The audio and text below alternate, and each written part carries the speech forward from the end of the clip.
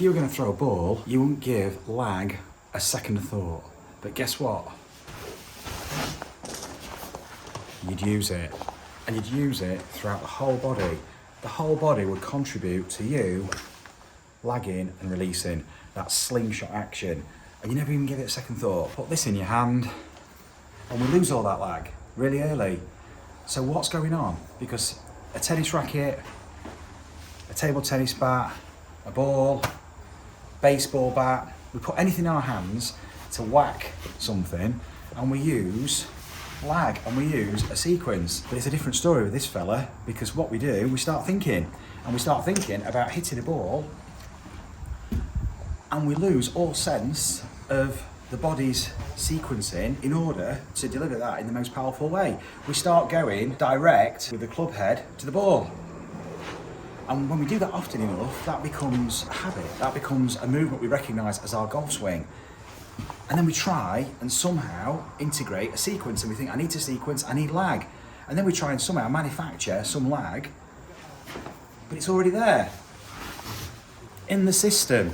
We don't need to actually try to create lag. What we need to do first is feel what the body's going to do to lag this thing.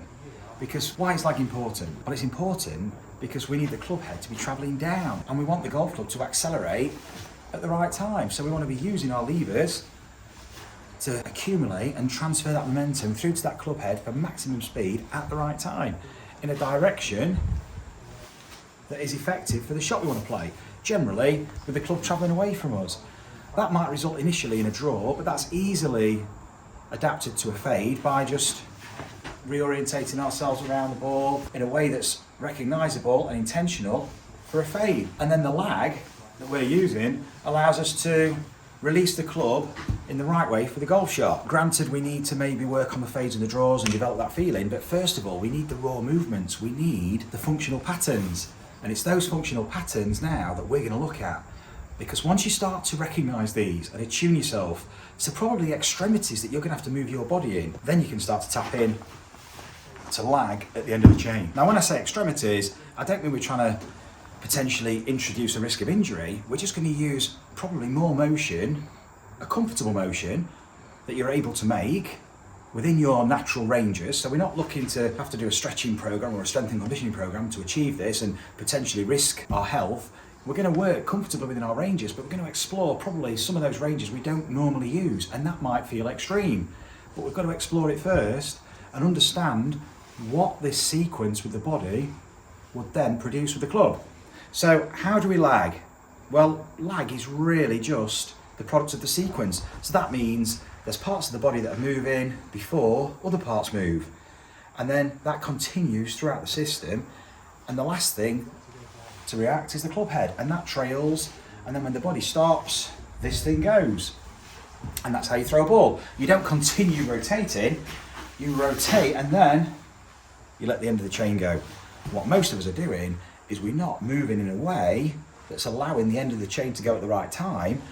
So if we're not using the body in a way that is functional, we have to go early with this, and then we're done. That's it. That's the swing. That's the shot. That's the release we've got. If we're doing that day in, day out, this movement that we should probably be using is redundant, not recognisable, and then we try to find it, and then we watch YouTube videos to try and find it, and this is the one that's going to find it for you. So what we're going to do first is use 2 balance pads and a rotation disc. Now, if you've got a GRFI system or 2 balance pads, brilliant. Rotating disc, you get this with a GRFI. It's not a sales pitch, because what you can also use is a piece of cardboard, because what we're going to be doing is we're going to be rotating this on the wall. You don't necessarily need the balance pads. You can take your shoes and socks off and just feel your interaction with the ground. So you can start to get a sense of what the feet are doing as a reaction to what the intention is to create lag. Let's use this first. So you can just cut out a piece of cardboard that's going to allow you to rotate, that's going to slide on the wall. And then you position this opposite the sternum. And you're going to press against it with the whole hand, stand a comfortable distance away from the ball with the elbow slightly bent, and then you're going to rotate. Now, as a right-handed golfer, I'm using my right hand, sternum high, in line with the sternum, comfortable distance, elbow slightly bent, and I'm going to rotate as if I was swinging to a target. So I'm going to rotate to my left, but I'm going to rotate the disc using the elbow. And notice how the body has to react. It has to rotate. Notice how the hips have to react. Now I'm not just using my shoulder and my arm here, I'm using the elbow, and I'm moving this elbow in that direction, closer to the target. So the elbow is going to be in front of the hand. And look at this, it's going to feel extreme. Now be careful guys, if you've got shoulder injuries, shoulder problems, shoulder restriction, you might not get to this range. Okay, that's no problem. Make life easier. Just move it back a bit, move it a bit higher, and just do a little movement. But then move to a point where you're going to have to start to rotate the chest. And then move to a point with the chest that you're going to have to use the hips.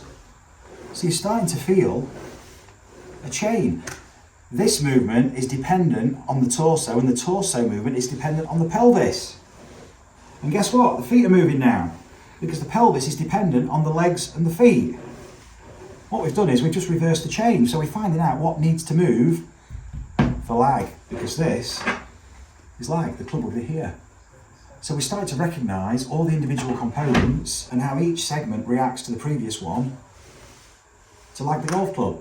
What we're going to do now is we're going to action it the other way. We're going to use the feet first, and then the pelvis, and then the torso, then the elbow, and then that's going to rotate last. Now I'm going to move it in line with my sternum, and I'm really going to exaggerate the range. And to really sensitise myself to what's going on at ground level, I'm going to use some balance pads. This amplifies that feedback. Gives us a sense of where we're getting the power from too, because we can feel the pressure and we can feel ourselves pushing, and how the foot moves and how the ankle has to move in order for the legs to operate and move the pelvis, and the pelvis to move then the torso, and the torso to allow the arm to move, and we create lag with the club. So I'd recommend use a normal golf posture. So we're in flexion from the hips, the knees, it's like we're stuck to the golf ball, in line with the sternum, and now rotate, but I'm going to push and use the balance pads first. Look at the interaction here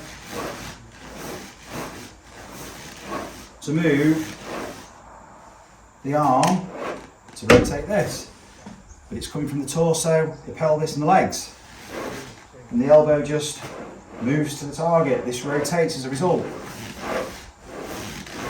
And if I move this away, bring a club in,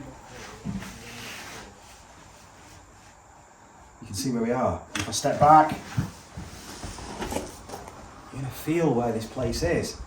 And this is the extremity I'm talking about. This is what lag is all about. Because now we can continue to rotate, we can use our vertical force, and we can let this thing release. And that's the slingshot. That's how we release the club in a controlled manner. We can influence when this goes. We can do it earlier, we can do it later. Most of us are doing it way too early, and we don't have any of this action going on. So at first, it'll probably be unrecognisable. But remember, start with the golf posture. Look, if you're just watching this video and you haven't got cardboard or anything to help slide, just use your hand and just do it lightly. But don't manipulate it. Use the arm with the torso and the pelvis, and recognise how the feet work then to push and rotate this. Look at where the shoulders are, chest pointing this way. And this is before we are anywhere near the ball with the club. But the hands are. The hands are where the ball is. They're in line with the ball, they're even past the ball. Normally, in our swing, we might be already at the ball by the time the hands get there. So timing wise, this will be at the beginning unrecognisable, because we're used to the club getting to the ball in our mind at the same time as the hands, where actually the hands are actually getting to the ball way, way earlier, and then the club releases. But in order for this to happen, you need this action, and it's this exercise that's going to tap into that sequence, develop that awareness and feel for it that's going to allow us to develop that spatial awareness for where we'll be with the club, so we can operate at speed and then feel that momentum that we're generating with the club. So now we're using the swing weight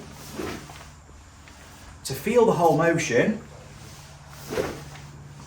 and then hit some shots, work on the strike, work on that shaping, but behind it all is that raw sequence that we're going to refine. But along the way, we recognise what's moving, when it's moving, because it's a sense, it's a feel. It's happening so quick, but this exercise is going to give us that awareness of what's going on in the click of a finger when you strike that golf ball, so you can do it again and again and again, because you recognise the feeling, you recognise the timing of how you're moving and when the club reacts and when the club head swings. And it's all about the timing that links you to the sequence of the body and repeating that motion time and time again and getting that consistency. And more importantly, the power with the slingshot, because you've got the lag.